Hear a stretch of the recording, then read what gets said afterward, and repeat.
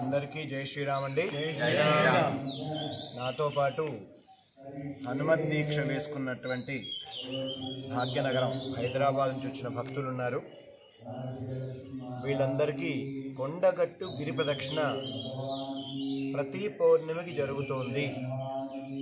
ఉదయం 6 గంటలకి బస్టాండ్లో ఉన్నటువంటి ఆంజనేయ స్వామి అక్కడ పూజా కార్యక్రమం ముగించుకొని దాదాపు 18 కిలోమీటర్ల గిరి ప్రదక్షిణ మనం చేస్తున్నాం. వీళ్ళందరినీ కూడా ఆ గిరి ప్రదక్షిణకి ఆహ్వానించడం జరిగింది.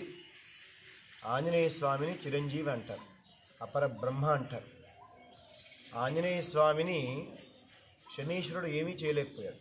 ఎందుకంటే రాముడు తప్ప, ఆయన సేవ తప్ప ఇంకో స్వార్థం లేని అద్భుతమైనటువంటి ఆంజనేయ స్వామి శనీశ్వరుడు కూడా దాసోహం అయిపోయాడు.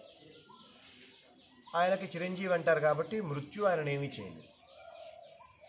అలాంటి భక్తవతుడైన ఆంజనేయ స్వామి వారి గిరి ప్రదక్షిణ మనం చేసుకుంటే అనేక రకాలైన అరిష్టాలు మనకు తొలగిపోయి అన్ని రకాలుగా శుభాలు జరుగుతాయి. ఆ ఆంజనేయ స్వామి గిరి ప్రదక్షిణని వీళ్ళ ద్వారా ఇంకా కొంతమందికి తెలియజేసే విధంగా వీళ్ళందరితో మాట్లాడి ఈ వీడియో చేయడం జరుగుతోంది. ఈ గిరి ప్రదక్షిణ మార్గంలో మధ్యలో మంచినీళ్ళు ఉంటాయి, మజ్జిగ ఉంటుంది, అరటిపళ్ళు, భోజన వసతి ఉంటుంది. మనకి తిరువన్నామలై అరుణాచలం దగ్గర గిరి ప్రదక్షిణ చేస్తారు. అది ప్రపంచవ్యాప్తం, మంచిది. అలాగే తెలంగాణలో మన కొండగట్టు గిరి ప్రదక్షిణని అందరికి తెలిసే విధంగా మనం ఆ ఆంజనేయ స్వామి యొక్క అనుగ్రహాన్ని కలిగే విధంగా గట్టి ప్రయత్నం చేద్దాం.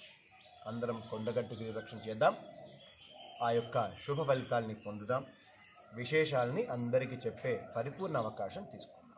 జై శ్రీరామ్, జై కొండగట్టు అండి.